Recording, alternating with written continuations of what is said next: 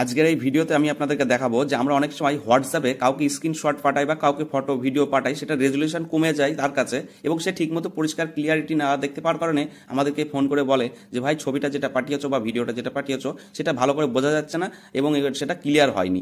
কেন ক্লিয়ার হয়নি বা কেন ছবি পরিষ্কার হয় না, মানে কাউকে কিছু সেন্ড করলে সেটার কারণ আমি আপনাদেরকে দেখিয়ে দিচ্ছি। এটা করে রাখবেন, আশা করি এবার থেকে হোয়াটসঅ্যাপে আপনারা যাই কিছু পাঠাবেন সেটা কিন্তু এইচডি কোয়ালিটিতে তার কাছে ফরওয়ার্ড হবে বা আপনার কাছেও এইচডি কোয়ালিটিতে ডাউনলোড হবে।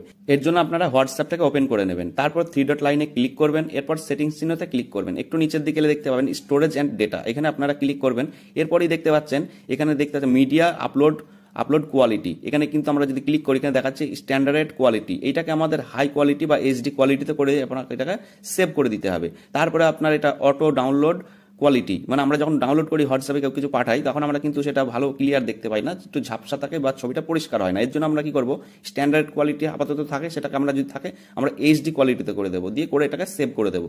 এটা যদি করে দেন তাহলে আগামী দিন থেকে আপনি যদি কাউকে হোয়াটসঅ্যাপে কিছু পাঠান, ফটো ভিডিও যাই কিছু আপনি পাঠাবেন তার কাছে এইচডি কোয়ালিটিতে পৌঁছাবে এবং আপনাকেও যদি কেউ কিছু পাঠায় সেটাও কিন্তু আপনার কাছে এইচডি কোয়ালিটিতে আপনার কাছে আসবে এবং সেটা আপনি কিন্তু খুব পরিষ্কার পরিচ্ছন্নভাবে দেখতে পাবেন। এবং আশা করি আপনাদের ভালো লেগেছে, ভালো লাগলে অবশ্যই লাইক শেয়ার কমেন্ট করবেন, চ্যানেলে নতুন হলে চ্যানেলটিকে সাবস্ক্রাইব করে রাখবেন।